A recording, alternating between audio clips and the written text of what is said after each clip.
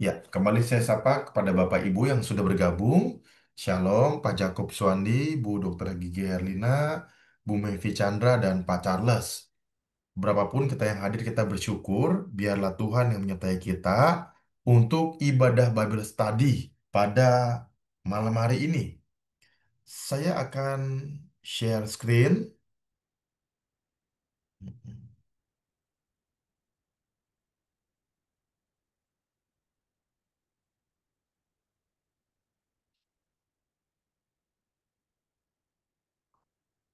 Iya,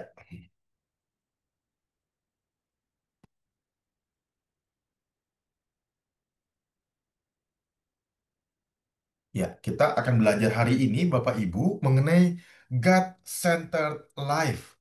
Ya, mari kita berdoa kepada Tuhan, kita minta pimpinan Tuhan terlebih dahulu, setelah itu kita akan membaca firman Tuhan. Bapa di dalam surga, kami mengucap syukur, kami berkumpul dari berbagai tempat di Indonesia, kami mohon Tuhan, kiranya Engkau menyertai kami untuk Bible Study pada hari ini 5 Agustus 2025, pada hari Selasa. Tuhan, kami berdoa bagi teman-teman kami yang masih akan bergabung Zoom dalam kesibukan mereka, Engkau juga menyertai Bapak dari grup anggota Bible Study. Dan kami yang sudah bergabung, biarlah Engkau Tuhan menyertai kami. Sehingga pembelajaran firman Tuhan pada malam hari ini memberkati setiap kami, terutama hamba-Mu juga. Terima kasih Bapa, inilah doa kami. Di dalam nama Tuhan Yesus, kami telah berdoa dan mengucap syukur. Amin. Bapak Ibu, mari kita buka di dalam Galatia pasal 2 ayat 15 sampai 20. Galatia pasal 2 ayat 15 sampai ke 20. Ini ada 6 ayat. Mohon dengan kasih Bapak Ibu yang berkenan, satu orang membaca 2 ayat, saya tidak tunjuk, silakan Bapak Ibu yang sudah menemukannya boleh buka mic membaca 2 ayat. Galatia pasal 2 ayat 15 sampai 20. Galatia ayat pasal 2 ayat 15 sampai 20 yang terutama juga untuk orang Kristen keturunan Yahudi. Menurut kelahiran kami adalah orang Yahudi dan bukan orang berdosa dari bangsa-bangsa lain. Kamu tahu bahwa tidak seorang pun yang dibenarkan oleh karena melakukan hukum Taurat, tetapi hanya oleh karena iman dalam Kristus Yesus. Sebab itu kami pun telah percaya kepada Kristus Yesus supaya kami dibenarkan oleh karena iman dalam Kristus dan bu- bukan oleh karena melakukan hukum Taurat. Sebab tidak ada seorang pun yang dibenarkan oleh karena melakukan hukum Taurat. Tetapi jika kami sendiri, sementara kami berusaha untuk dibenarkan dalam Kristus, ternyata adalah orang-orang berdosa, apakah hal itu berarti bahwa Kristus adalah pelayan dosa? Sekali-kali tidak. Karena jikalau aku membangun kembali apa yang telah dirombak, yang telah kurombak, aku menyatakan diriku sebagai pelanggar hukum Taurat. Ayat 19, sebab aku telah mati oleh hukum Taurat untuk hukum Taurat, supaya aku hidup untuk Allah. Aku telah disalibkan dengan Kristus, namun aku hidup, tetapi bukan aku lagi sendiri yang hidup, melainkan Kristus yang hidup di dalam aku. Dan hidupku yang kuhidupi sekarang di dalam daging adalah hidup oleh iman dalam anak Allah yang telah mengasihi aku dan menyerahkan dirinya untuk aku. Ya, terima kasih Bapak Ibu yang sudah membacakan firman Tuhan ya. Pak Jakob, Bu Dr. Gigi Herlina, dan Bu Mevi. Bapak Ibu terkasih, hari ini kita akan belajar mengenai hidup yang berpusat kepada Allah. Kalau kita melihat judulnya Bapak Ibu ya, kita menganggap bahwa ya ini judul klise, ini judul umum ya, bahwa ya kita hidup harus berpusat kepada Allah. Ya, kita seringkali mendengar hidup itu ada 2 macam secara teologi, yaitu hidup yang berpusat kepada Allah. Namanya secara istilah teologi teosentris, berpusat kepada Allah, atau antroposentris, hidup berpusat kepada diri sendiri atau kepada manusia itu sendiri. Ya. Nah, tetapi saya akan memberikan sebuah pendahuluan bagi setiap kita dalam renungan ini, ya. Kehidupan kita ini digerakkan oleh sesuatu, Bapak Ibu, ya. Ada buku berjudul Purpose Driven Life, buku karangan dari pendeta Rick Warren dari Saddleback di Amerika, ya. Buku yang sangat terkenal yang sudah terjual puluhan juta eksemplar. Bahkan dikatakan buku ini buku kedua terlaris di dunia selain Alkitab. Ya, buku terlaris yang dijual di seluruh dunia dan dibaca oleh orang banyak. Dikatakan dalam buku tersebut adalah bahwa hidup kita ini dikuasai oleh sesuatu. Tidak peduli siapa kita, besar kecil, tua muda, orang Asia, orang Amerika, orang apa saja, agama apa saja. Hidup kita digerakkan satu dari 5 hal berikut ini. Ya, yang pertama adalah ada orang yang digerakkan oleh rasa bersalah. Hidupnya itu digerakkan oleh rasa bersalah. Ya, misalnya ketika Kain membunuh Habel, dia merasa bersalah selama hidupnya. Dia membunuh adiknya sendiri.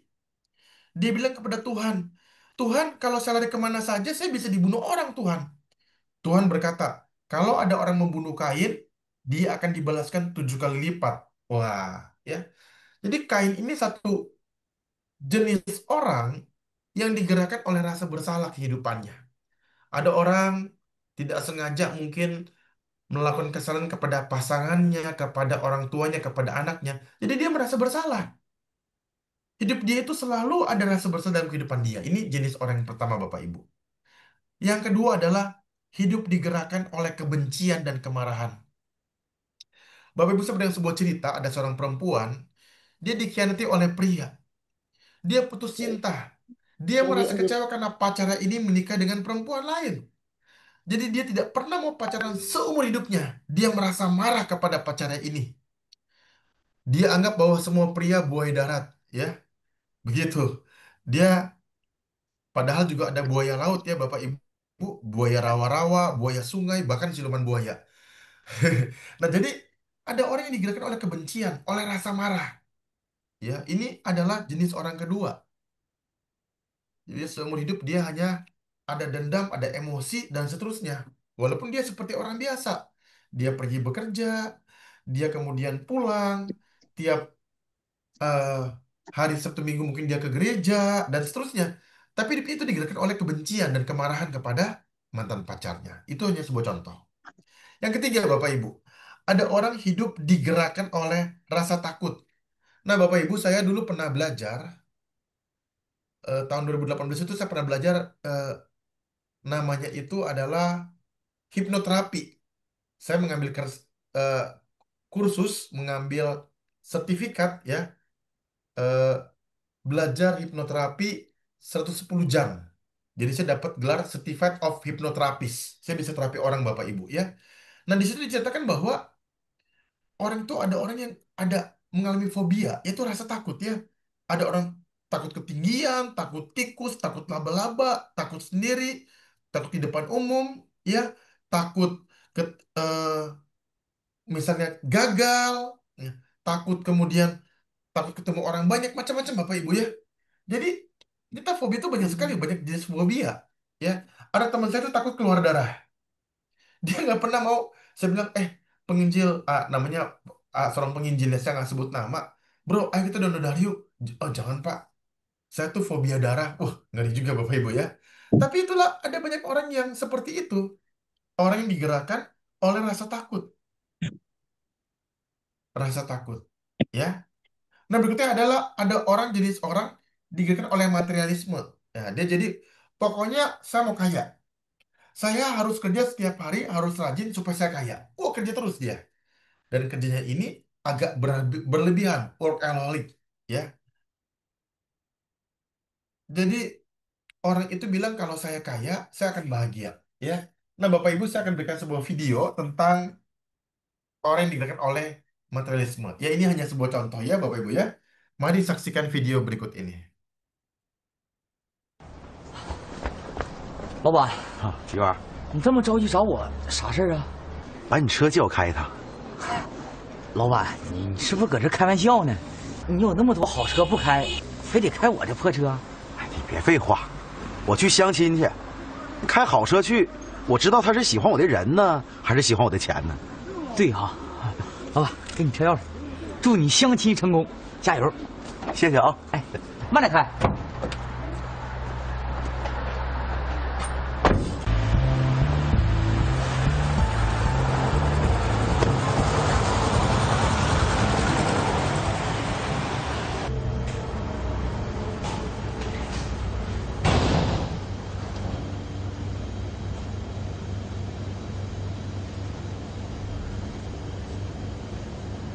你是俏俏吧？啊，你是大头啊？啊，对，不好意思啊，第一次见面就来晚了。没事儿，坐吧。路上有点堵车，所以来晚了。啊，那什么，你想吃点啥？咱先点菜吧。啊，不用了，咱俩先唠一会儿吧。你在哪上班啊？啊，我在那个三维集团。啊，那个公司不错。那你是干啥的？我就是一个小主管。你年收入多少啊？一年加上奖金，也就5、6万吧。就5、6万呢？这我四姨还说给我介绍个条件好的，这收入也太少了。少是少点儿，可是公司挺重视我的，以后肯定能给我升职加薪。哎，你可拉倒吧，那得等到啥时候去啊？大头，你知道我这个包多少钱吗？不知道。你1年的工资都不够。你觉得就你这条件，你能养得起我吗？是，我养不起。知道就好。不好意思啊，我还有事儿，先走一步。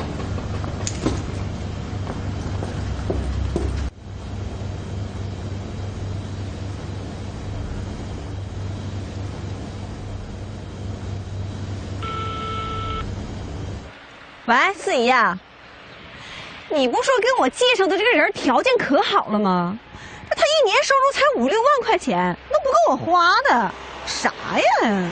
哎呀，俏俏，我跟你说啊，他爸是三维集团的董事长，家就他这么一个儿子，将来这片家业不都得是他的？你可千万别错过这好机会，听见没有？哎呦，四姨，你咋不早说呢？你又坑死我了！哎，这啊！哎，大头啊，大头，大头，你还有事吗？大头啊，我想跟你说，我对你印象特别好啊！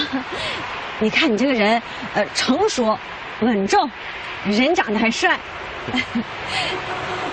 我刚才在屋里说的那些话呢，都是跟你开玩笑呢，你别往心里去哈。走，咱俩进屋再唠唠。我跟你没有什么好唠的。刚才你跟我说的话，都是开玩笑的。是啊，你看你也是，你家那么有钱，你咋不早说呢？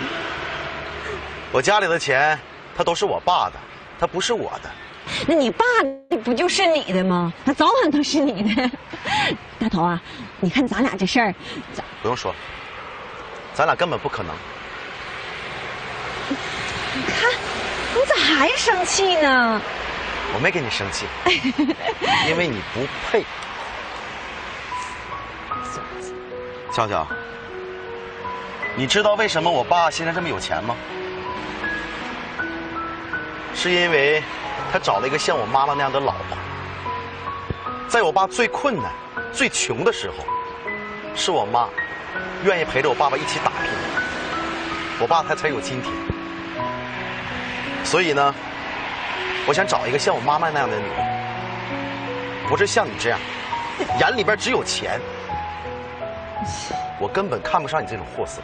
哎呀，大头，你瞅你这话说的，其实我也可以陪你一起打拼呢，是不是？美女，我送你一句话：如果你爱一个男人，只是为了他的钱的话，早晚有一天，他会把你像狗一样的甩掉。美女啊，好自为之吧，啊。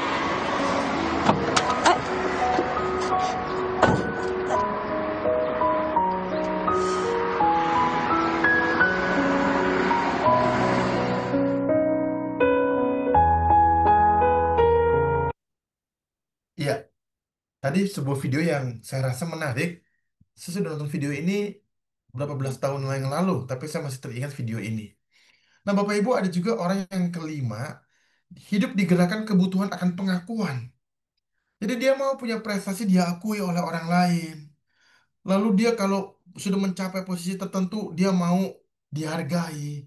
Dia mau dimengerti oleh orang. Dan kalau dia dianggap bahwa dia berhasil, dia merasa senang. Hidup digerakkan kebutuhan akan pengakuan. Orang seperti ini akan terus belajar, akan terus bekerja, akan terus berusaha menapaki tangga yang dianggap itu adalah tangga kesuksesan. Ya, ini ada 5 jenis orang. Ya, nah tentu saja Bapak Ibu terkasih, hidup kita seharusnya tidak digerakkan oleh kelima hal di atas. Ya, yaitu digerakkan oleh rasa bersalah, digerakkan oleh kebencian dan kemarahan, digerakkan oleh rasa takut, digerakkan oleh materialisme, ataupun digerakkan oleh pengakuan. Ya, nah hidup kita itu harusnya digerakkan oleh Tuhan, oleh Allah. Maka di dalam bagian ini kita melihat Paulus memberi surat kepada jemaat di Galatia. Paulus mengatakan bahwa orang-orang percaya harus hidup berpusat atau berfokus kepada Allah. Ya. Nah, bagian pertama yang bisa kita pelajari pada malam hari ini adalah yang pertama, kita semua perlu Tuhan Yesus. Kita semua adalah orang berdosa yang perlu Tuhan Yesus. Ayat 15 sampai 16, ya. Bapak Ibu, Alkitabnya jangan ditutup dulu. Kita akan mempelajari bersama-sama, ya. Jadi di sini dikatakan bahwa menurut kelahiran kami adalah orang Yahudi dan bukan orang berdosa dari bangsa-bangsa lain. Kamu tahu bahwa tidak seorang pun yang dibenarkan oleh karena melakukan hukum Taurat, tetapi hanya karena iman di dalam Kristus Yesus. Nah, dalam bagian ini kita bisa melihat bahwa Paulus di dalam hal ini memberitahu kepada Petrus agar mengakui bahwa sekalipun kita sebagai orang Yahudi hidup di bawah Taurat, tapi kita ini orang pilihan Tuhan, ya, tetap memerlukan Tuhan Yesus.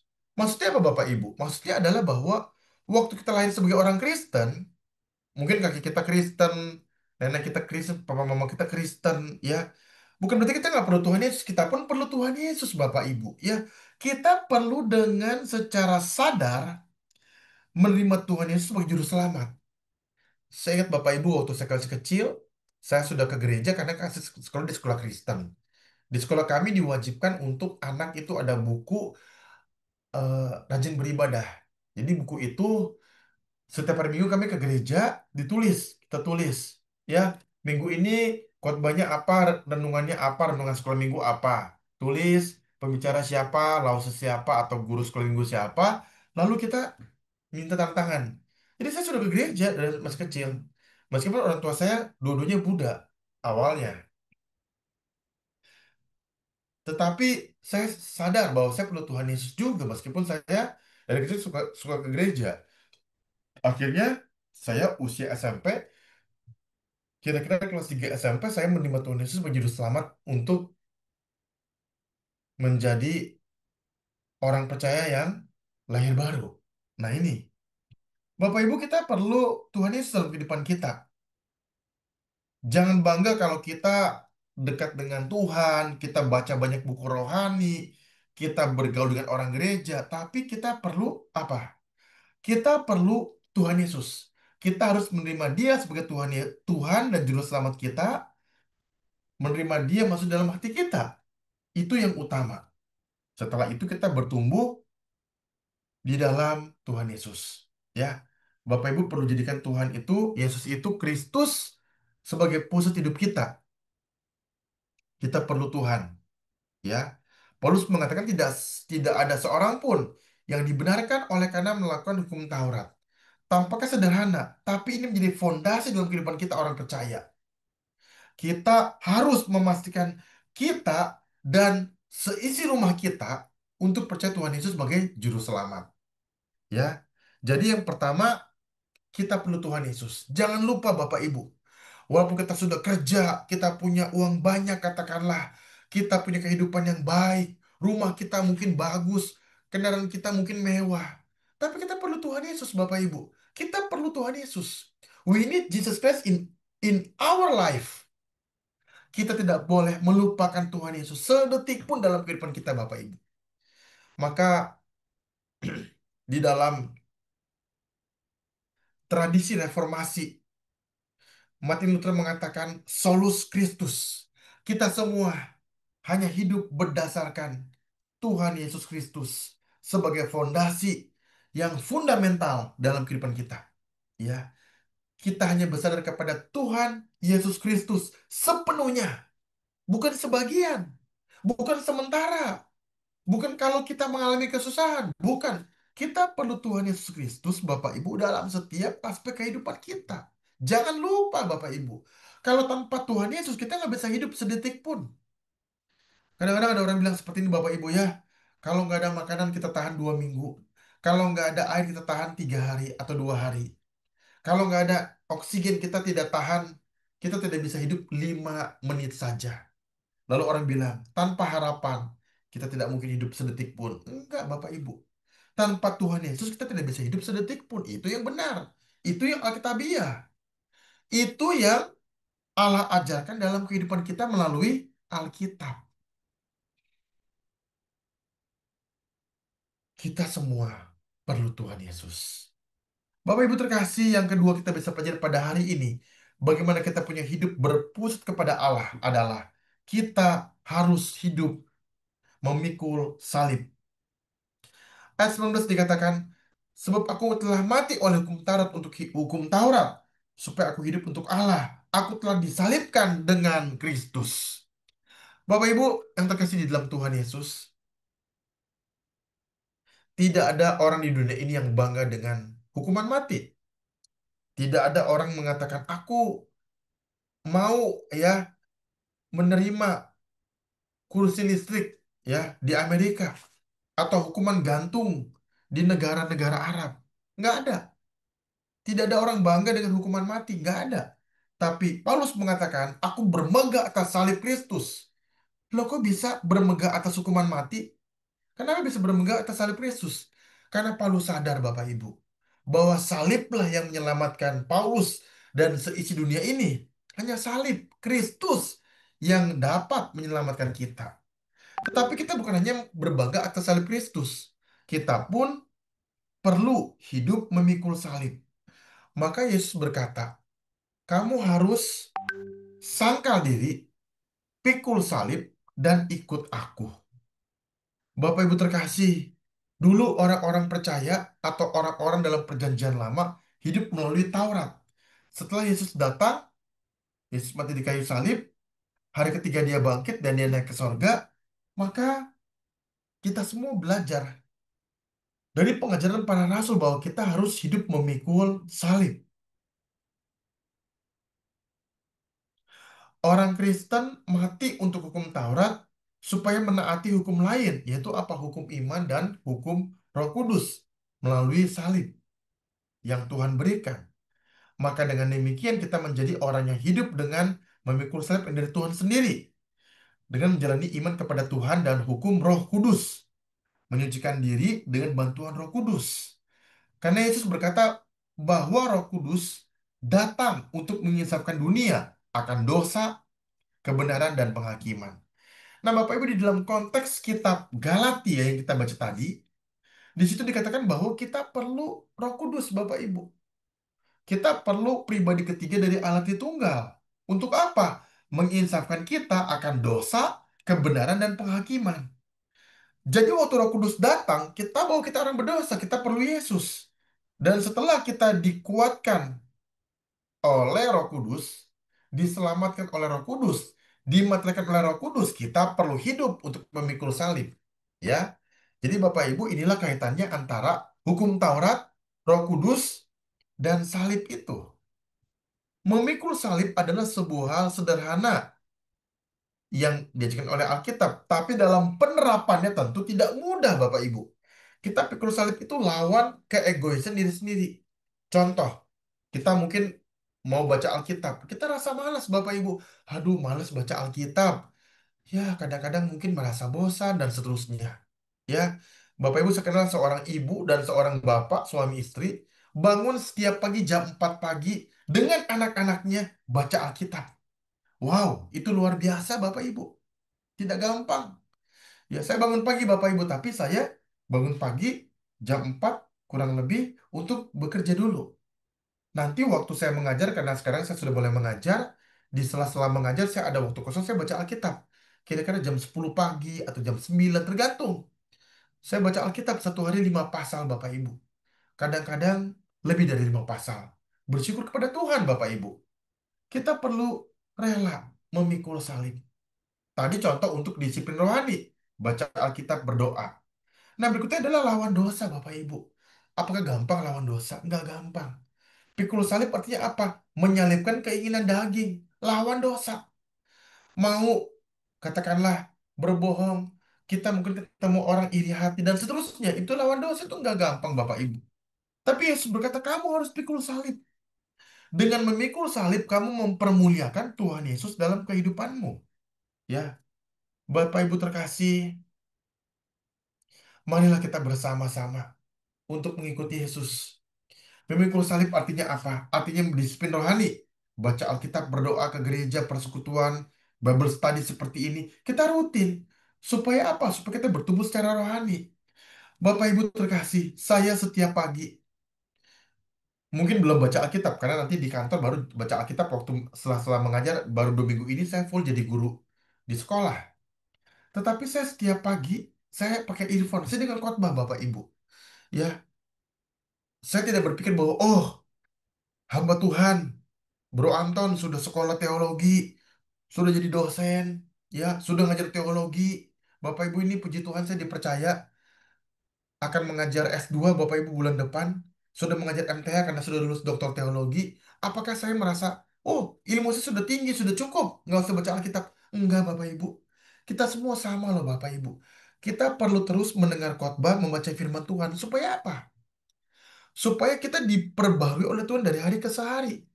Jangan berpikir, Pak Anton, sorry, saya sibuk. Ya, ibadah minggu seminggu sekali aja, baca Alkitab ya 1 hari secukupnya saja. Saya sudah ngerti Alkitab, Pak Anton. Saya sudah 30 tahun jadi orang Kristen. Nah, Bapak Ibu, jangan seperti itu. Mari kita terus disiplin secara rohani, baca Alkitab, dengar khotbah, memuji nama Tuhan. Itu adalah salah satu cara untuk kita memikul salib. Kenapa? Karena pertemuan rohani itu berlangsung seumur hidup. Tidak bisa kita katakan, saya sudah kuat iman. Saya ini pengurus gereja. Saya ini pembesukan. Saya ini adalah tim doa di gereja saya. Saya ini adalah pelayan Tuhan, guru sekolah minggu. Jangan, Bapak Ibu. Mari kita terus membangun diri secara kerohanian. Itu adalah salah satu cara pikul salib. Yang berikutnya tadi saya sudah katakan. Bahwa mari kita lawan dosa. Lawan dosa juga ini adalah bagian kedua dari pikul salib. Ya, kita doa sama Tuhan. Tuhan, tolong saya, Tuhan. Saya orang berdosa, berdarah, berdaging. Saya sulit lawan dosa. Tuhan, tolong beri saya kekuatan dari Roh Kudus-Mu. Nah, Bapak Ibu, jangan lupa untuk lawan dosa. Yang ketiga, pikul salib adalah, yaitu kita melakukan firman Tuhan dalam kehidupan kita. Kita melakukan apa yang Tuhan mau, menjauhi larangannya. Kita menghasilkan buah-buah roh, ya, kesetiaan, kelemah lembutan, kesabaran, damai sejahtera. Ya, kita minta Tuhan.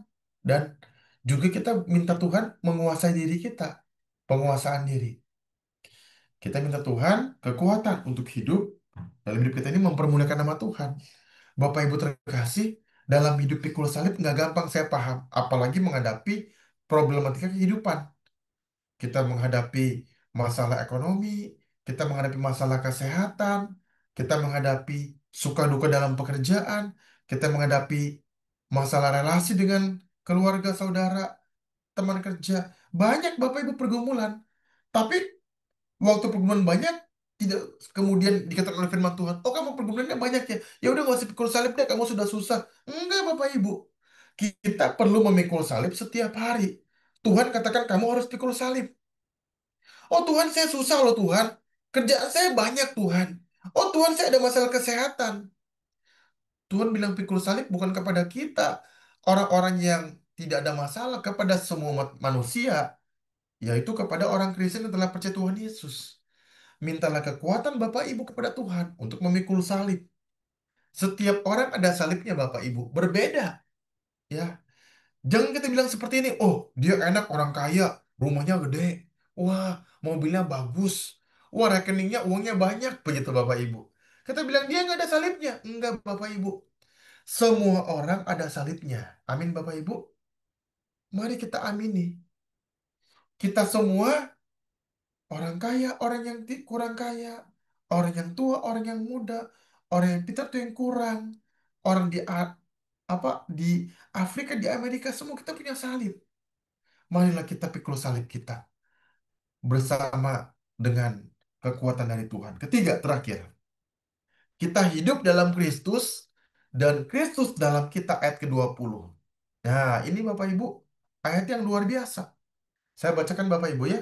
Namun aku hidup, kata Paulus. Tetapi bukan lagi aku sendiri yang hidup, melainkan Kristus yang hidup di dalam aku. Dan hidupku yang kuhidupi sekarang di dalam daging adalah hidup oleh iman dalam Anak Allah yang telah mengasihi aku dan menyerahkan dirinya untuk aku. Nah, Bapak Ibu terkasih, yang ketiga adalah kalau kita mau hidup berpusat kepada Allah, hiduplah dalam Kristus dan Kristus dalam kita. Maksudnya apa Bapak Ibu? Maksudnya apa? Maksudnya adalah bahwa hidup dalam Kristus ini adalah kita tunduk kepada ajaran Tuhan Yesus Kristus. Kita mau tunduk. Kita mau jadikan Tuhan Yesus sebagai teladan dalam kehidupan kita. Bapak Ibu bisa membaca Injil. Ya, ya kadang-kadang Bapak Ibu baca Alkitab itu ada orang begini loh caranya. Ada yang dia kan mau baca Alkitab 1 tahun kan habis itu Alkitab, Kejadian sampai Wahyu. Jadi dia baca begini. 2 pasal dalam Perjanjian Lama dibaca tiap hari, 1 pasal Perjanjian Baru. Nah, nanti beres tuh Bapak Ibu ya. Nah, tapi ada juga yang dari Kejadian. Nah, kemarin kami sudah dari kemarin Februari awal kami eh, ada satu grup baca Alkitab Bapak Ibu mulai dari Kejadian. Nah, puji Tuhan hari ini saya sudah masuk dalam Matius. Tadi tadi pagi sampai siang saya baca Malaki pasal 1 sampai 4, Malaki pasal 1 sampai 4, lalu saya baca Matius 1 sampai 5 ya. Saya mulai pelajari Bapak Ibu, ulang lagi pelajari kisah hidup Tuhan Yesus, kelahiran Tuhan Yesus, ya kan, dari Matius 1 sampai 5, bagaimana kisah Yesus kemudian berkhotbah dalam sabda di bukit ya, khotbah di bukit dan seterusnya. Nah, Bapak Ibu, kita harus menjadikan Kristus itu tinggal dalam diri kita. Kita belajar apa yang Yesus ajarkan dalam Alkitab. Ya, bagaimana Yesus itu adalah pribadi yang rendah hati. Bagaimana Yesus itu yang tahan menghadapi kesulitan. Ya, waktu dia dihina oleh orang, waktu dia dijauhi oleh orang, dan puncaknya adalah penderitaan Yesus di salib. Ya, kita pelajari hidup Tuhan Yesus. Kita teladani Yesus sang guru agung kita. Nah, ini adalah yang dikatakan oleh siapa? Oleh Paulus. Bapak Ibu, saya akan bacakan Yohanes 17 ayat 20 sampai 23. Yesus berdoa supaya mereka semua menjadi satu, sama seperti Engkau ya Bapa di dalam aku dan aku di dalam Engkau, agar mereka juga di dalam kita, supaya dunia percaya bahwa Engkaulah yang mengutus aku dan aku telah memberikan mereka kemuliaan yang Engkau berikan kepadaku, supaya mereka menjadi satu, sama seperti kita adalah satu. Aku di dalam mereka, dan Engkau di dalam aku. Nah, Bapak Ibu, di dalam Yohanes pasal 17 ini diceritakan bahwa Yesus mau berdoa supaya orang percaya ini menjadi satu di dalam Tuhan Yesus, di dalam Allah Bapa. Nah, inilah yang Tuhan Yesus ajarkan kepada kita, Bapak Ibu. Ya, Banyak orang Kristen tidak punya gairah hidup bersama dengan Tuhan karena mereka belum mengerti bahwa Yesus itu ada di dalam hidup mereka, dalam diri mereka. Ya, dulu saya berpikir Bapak Ibu bahwa saya mengasihi Tuhan, saya melawan dosa, saya berjuang menguduskan diri, itu saya sendiri Bapak Ibu. Saya rasa kok susah banget. Oh ternyata saya salah. Bahwa Tuhan Yesus bilang kalau kamu di dalam aku di dalam kamu, mintalah apa saja. Maka engkau akan diberikan termasuk dalam melawan dosa Bapak Ibu. Jadi kalau kita tinggal di dalam Tuhan Yesus, Yesus di dalam kita, itu apa? Artinya bahwa kita ini menjadi satu dalam Tuhan, dengan Tuhan Yesus menjadi satu. Kita bisa menghadapi semua masalah dalam kehidupan kita. Apapun juga masalah itu. Masalah lawan dosa, masalah ekonomi, masalah kesehatan, masalah apa saja. Syaratnya apa? Kita hidup dalam Kristus dan Kristus hidup di dalam kita. Ya, kita hidup dalam Kristus maksudnya apa? Kita meneladani hidup Tuhan Yesus. Yesus di dalam diri kita artinya apa? Yesus menguasai hidup kita. Biarkanlah kita menjadikan Yesus raja dalam hidup kita. Sekali lagi Bapak Ibu ya. Biarkanlah kita menjadikan Yesus raja di hidup kita. Nah Bapak Ibu, saya pernah membaca sebuah buku tentang Hatiku Rumah Kristus. Ya, itu buku bagus sekali Bapak Ibu. Bapak Ibu bisa cari ya. Hatiku Rumah Kristus. Jadi begini ceritanya. Ada seorang pria. Dia ceritakan bahwa dia punya hati itu seperti sebuah rumah. Lalu di dalam rumah itu dia kasih Yesus masuk. Saat pertama awal-awal dia nggak kasih Yesus masuk. Dia nggak mau. Saya mau kuasai rumah saya. Tapi ketika dia akhirnya capek, susah, nggak tahan di dalam rumah sendirian, dia buka pintu. Dia biarkan Yesus masuk. Wah, Yesus meminta di dalam rumah dia. Yesus hidup bersama dengan dia, makan bersama dengan dia, tinggal bersama dengan dia. Nah, ini adalah sebuah penggambaran bahwa marilah kita jadikan Yesus raja dalam hidup hidup kita. Raja dalam hati kita, Yesus memerintah hidup kita. Yesus memerintah hidup kita. Wow, itu luar biasa Bapak Ibu, ya. Waktu kita menjadikan Yesus Tuhan atas hidup kita, maka kita akan diberi kekuatan untuk menghadapi semua masalah, semua pergumulan, semua kesulitan. Amin Bapak Ibu, ya. Mari kita amini hal ini. Ag- apa ini maksudnya adalah agar kita menjadikan Kristus sebagai pusat hidup kita, maka kita harus menyerahkan penggunaan waktu kita dengan hikmat Tuhan, menyerahkan teman kita kepada Tuhan, hobi kita, studi kita, bakat kita, harta kita, keluarga kita, peranan kita, kita serahin sama Tuhan. Jadi Yesus itu menguasai semua aspek kehidupan kita. Gampang nggak Bapak Ibu? Tentu saja susah. Ini nggak gampang. Tapi marilah kita belajar untuk menjadikan Tuhan Yesus Allah dalam kehidupan kita. Bapak Ibu terkasih, sebelum mau mengambil kesimpulan dari bagian ini, ya, saya mau memberi kepada kita sebuah ilustrasi Bapak Ibu ya. Lihat saja sarung tangan. Ya, ini ada sebuah ilustrasi. Sarung tangan itu kan apa lembek ya, lemas gitu ya. Kalau sarung tangan itu dari plastik misalnya, dia itu lemas. Tapi waktu tangan kita dimasukin ke dalam dia, waktu sarung tangan ini kita masukin tangan kita, lalu kemudian kita bergerak dengan sarung tangan tersebut, kita akan membuat sarung tangan itu kuat, bisa mengambil barang, ya, bisa mengambil pulpen, mengambil pensil, apapun juga, sarung tangan itu nggak lemas lagi, kuat. Nah, inilah gambaran bahwa sarung tangan adalah diri kita. Sarung tangan adalah diri kita. Sedangkan tangan yang bekerja itu adalah tangan Allah. Tangan itu adalah tangan Allah. Jadi kalau kita mau hidup bersama dengan Tuhan, kita harus membiarkan diri kita dikuasai oleh Tuhan Yesus. Bapak Ibu terkasih, bagaimana cara kita untuk mengutamakan Tuhan atau hidup menjadikan Allah pusat kehidupan kita? Yang pertama adalah kita perlu Tuhan Yesus setiap hari. Bapak Ibu jangan lupakan Tuhan Yesus ya. Mulai sekarang kalau kita doa malam hari, Tuhan Yesus tolong temani saya, bekerjalah dalam hidup saya. Kita doakan terus, ya. Berikutnya adalah kita perlu pikul salib. Bapak Ibu, setiap pagi kita doa sama Tuhan. Tuhan, saya mau bekerja, saya mau lawan dosa, saya mau hidup sesuai kehendak Tuhan Yesus. Saya mau pikul salib hari ini Tuhan. Berilah pada saya kekuatan. Doa Bapak Ibu, agar bisa pikul salib setiap hari. Yang ketiga adalah, marilah kita hidup dalam Kristus. Dan Kristus hidup dalam diri kita. Ya, Bapak Ibu terkasih, kiranya firman Tuhan memberkati kita sekalian. Amin.